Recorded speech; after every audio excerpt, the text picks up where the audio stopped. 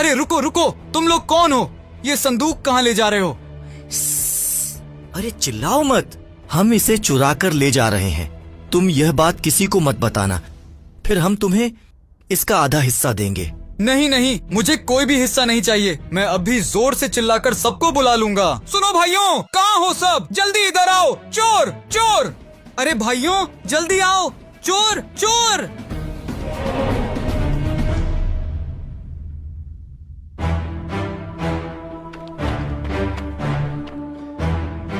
अरे क्या हुआ भाई? किसने क्या चोरी किया है? भाइयों, ये महाराज का संदूक चोरी करके लेकर जा रहा था, हमने इसे पकड़ लिया है। नहीं नहीं, मैंने चोरी नहीं की। ए चुप कर, किसने चोरी की है ये महाराज तय करेंगे, समझे? अब चलो यहाँ से। महाराज, असल में ये चोर राजमहल से एक संदूक चोरी करके ले जाते हुए पकड़ा गया है। नहीं महाराज, मैंने चोरी नहीं की। जो दो लोग संदूक चोरी करके ले जा रहे थे, उन्हें मैंने देख लिया तो उन्होंने मुझे ही फंसा दिया। कौन थे वो? वो लोग कौन थे ये मैं नहीं जानता महाराज। उन्होंने मुंह पर कपड़ा बांधा हुआ था, लेकिन हाँ, एक आदमी का चेहरा देखा मैंने। उसके चेहरे पर चाकू से कटा हुआ निशान था महाराज। अरे चेहरे पर ऐसे निशान तो बहुत लोगों के होते हैं, तो फिर हम कैसे पता लगाए कि वो कौन है? घटना स्थल पर और कौन कौन उपस्थित थे? महाराज, मैं घटनास्थल पर उपस्थित था। जब मैंने इतना शोर सुना तो मैं तुरंत वहाँ पहुँच गया। उधर जाकर देखा तो ये पकड़ा गया था। नहीं महाराज, मैं बिल्कुल निर्दोष हूँ। तुम कहते हो कि तुम निर्दोष हो, लेकिन तुम्हारे पास क्या इसका कोई प्रमाण है? नहीं महाराज। महाराज, सारे सबूत यही बताते हैं कि चोरी इसी ने की है। ये आदमी चोर हैं। मैं आशा करता हूँ कि आप इसे योग्य और कड़ी से कड़ी सजा देंगे, ताकि आने वाले समय में कोई भी इंसान ऐसा अपराध करने की हिम्मत न करे। चोरी के अपराध में इसे कालिख पोत कर गधे की पीठ पर बैठाकर बड़े डांड पर घुमाओ और 3 महीने के लिए बंधन गृह में डाल दो।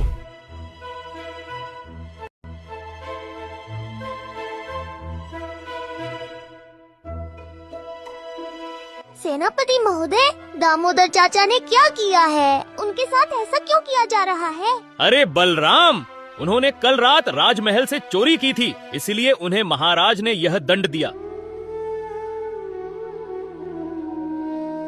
जगन, मैं जानता हूँ दामोदर चाचा अच्छे इंसान हैं। वो जरूर निर्दोष है।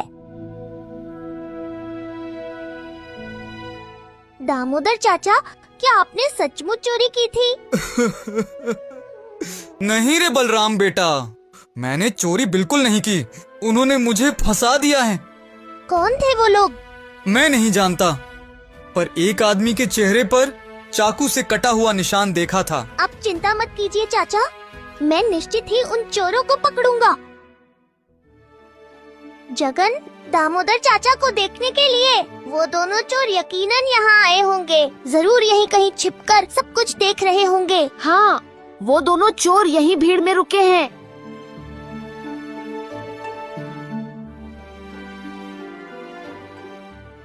जगन, देखो, वो दोनों आदमी घबराए हुए लग रहे हैं और उन्होंने मुंह भी फेर लिया है। क्या ये वही चोर हो सकते हैं? हाँ बलराम, वो लोग ही चोर हैं, लेकिन अब हमें उनका कुछ करना होगा। मेरे पास एक अच्छा उपाय है, सुनो दोस्त।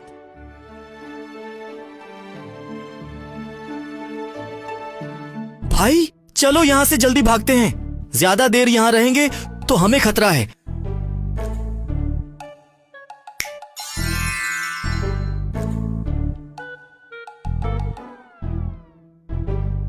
लस्सी पियो, लस्सी, ठंडी ठंडी मीठी मीठी लस्सी।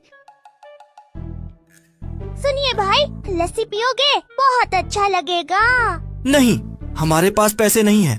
पैसे देने की जरूरत नहीं, हम लस्सी दान छत्र कर रहे हैं, मुफ्त में दे रहे हैं। अच्छा, तो फिर दे दो हमें।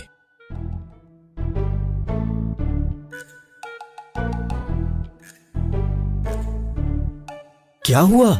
मुझे भी एक प्याला दे दो। हाँ हाँ, दे रहा हूँ। ये लो तुम्हारा प्याला, अब हम दोनों निकलते हैं। इसका मतलब यही दोनों आपके चोर हैं।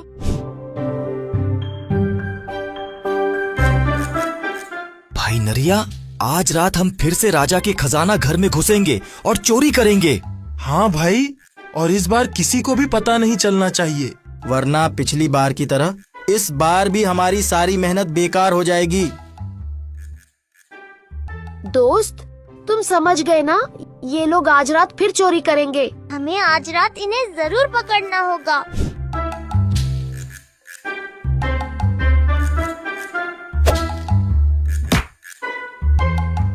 अरे अरे, ये मधुमक्खियाँ कहाँ से आ गईं? अरे भाई, तुम इधर ही खड़े क्यों हो? भागो, नहीं तो मधुमक्खियाँ हमें डंक मार लेंगी। भागो भाई भागो।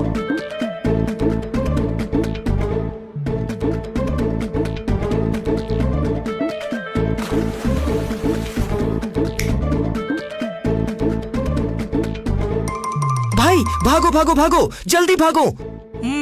मगरमच्छ मगरमच्छ। अरे चलो चलो चलो, अरे भागो रे भागो भागो भागो।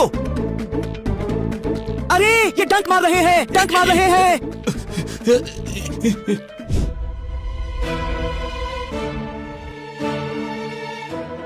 साथी, हम यही इंतजार करेंगे। वो लोग आते ही हम उन्हें चोरी करते हुए पकड़ लेंगे। समझ गया, ठीक है।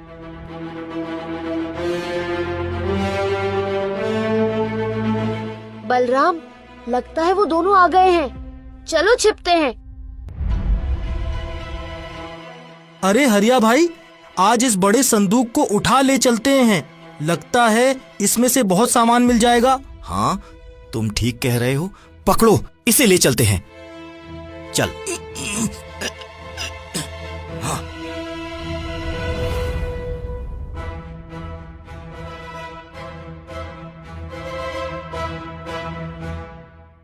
ओहो, कितना भारी संदूक है। लगता है सचमुच बहुत सामान भरा है। हाँ, अरे भाई भाई, ये अभी मत खोलना, अभी बहुत ही थकान लग रही है। चलो हम पहले कुछ खाते पीते हैं और आराम कर लेते हैं। इसको हम बाद में खोलेंगे।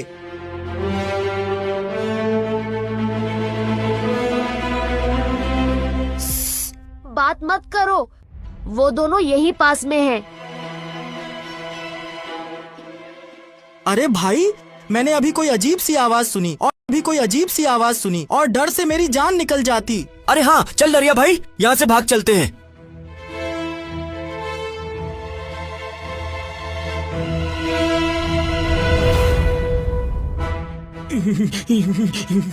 तुम लोग कौन हो और हमें ऐसे क्यों घेर रखा है? हम दोनों महाराज के भूत हैं। अब बताओ, तुम लोगों ने चोरी क्यों की? हम तुम दोनों को मारने के लिए आए हैं। नहीं नहीं, हमें मत मारो। हम दोनों से बड़ी गलती हो गई। हम दोनों से गलती हो गई है। अब हम अपने जीवन में कभी भी चोरी नहीं करेंगे। लेकिन पिछली बार तो तुमने चोरी की थी।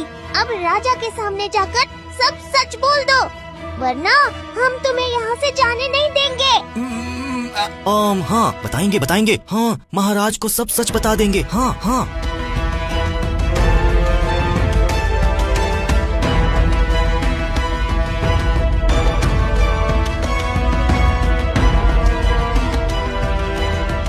अरे बलराम, तुम और तुम्हारा दोस्त यहाँ इस भेष में क्या कर रहे हो? सेनापति महोदय, हम इन दो चोरों को पकड़ने के लिए ऐसे भेष में आए थे, क्योंकि मुझे पता है कि दामोदर चाचा अच्छे इंसान हैं। वो कभी चोरी नहीं करेंगे। बिल्कुल सही कहा। आज तुम दोनों की वजह से ये असली चोर हमारे पकड़ में आए, और इसी के कारण आज फिर तुम दोनों को हम सबसे बहुत बहुत धन्यवाद।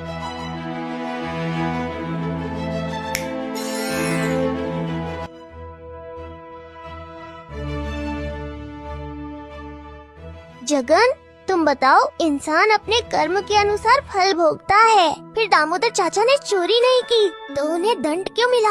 उन्हें इतना अपमान क्यों सहना पड़ा? क्या ये उनके पिछले जन्म के कर्म का फल है? मेरे प्रिय बलराम, ये उनके पिछले जन्म का नहीं, इस जन्म का कर्म फल है। लेकिन दामोदर चाचा तो बहुत अच्छे इंसान हैं। उन्होंने ऐसा क्या पाप किया कि इतना बड़ा दंड मिला? उन्होंने जानबूझकर नहीं, अनजाने में पाप किया है।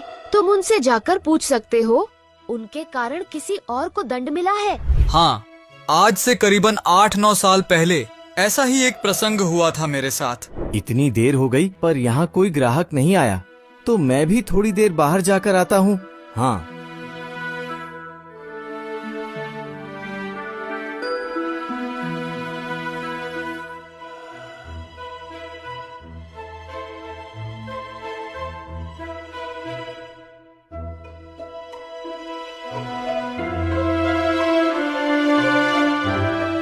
अरे मेरी कहाँ गई? क्या तुम लोगों ने देखी? मेरी थैली कहाँ गई? नहीं नहीं, मैंने नहीं देखी, लेकिन मैं यहाँ आने से पहले ये लड़का यहीं था। अरे लड़के, सच बता, क्या तूने मेरी थैली उठाई? नहीं आज्ञा, मैंने नहीं ली। अरे मेरे यहाँ आने से पहले तू यहाँ अकेला था ना, और एकदम घबराया हुआ भी था। अगर तूने नहीं लिया तो फिर किसने लिया? किसने लिया ये मैं कैसे कहूँ? जब मैं सब्जी की टोकरी रखकर वापस आया तब वहाँ पर कुछ नहीं था और उनकी थैली मैंने नहीं देखी। ये क्या? तेरी टोकरी कहाँ है? जरा दिखाओ तो, दिखाओ।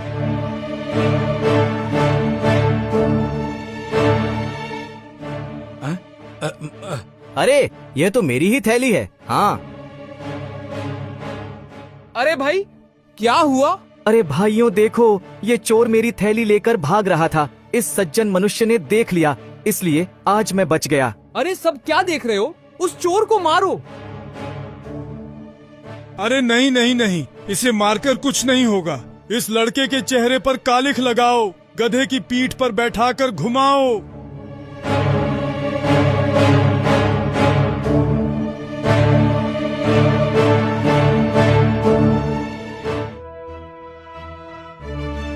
सुनो दोस्त, जो उसने कहा वो आधी कहानी थी, असली कहानी तो कुछ और ही थी।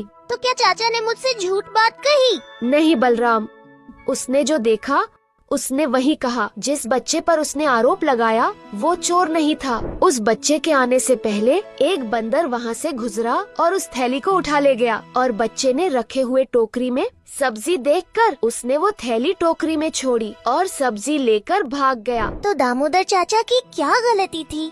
उन्होंने जो भी देखा वो बता दिया। लेकिन बलराम, कई बार जो हम खुद देखते हैं वो हमेशा सच्चाई नहीं होती। दामोदर की गवाही के कारण उस बच्चे को कठोर दंड मिला। दामोदर की अज्ञानता से यह पाप हुआ और सिर्फ उसी कारण उन्हें यह दंड मिला। लेकिन जगन, दामोदर चाचा ने जानबूझकर कोई गलती नहीं की। क्या उन्हें दंड मिलना ठीक था? मेरे प्रिय बलराम, सुन मेरी बात। जैसे गलती से आग में हाथ जाने से हाथ जलता है, अनजाने में कोई विषैली चीज खाने पर शरीर को नुकसान होता है, ठीक वैसे ही अज्ञानवश गलती होने पर उसका दंड हमें किसी रूप में भोगना पड़ता है। हमारे कर्म ही इस संसार का सार है, इसीलिए सोच समझकर कर्म करते रहो। अज्ञान में भी पाप हो सकता है, इसलिए हमेशा ईश्वर की प्रार्थना करो और हर समय ईश्वर का नाम जपते रहो। भगवान जगन्नाथ जी की जय हो।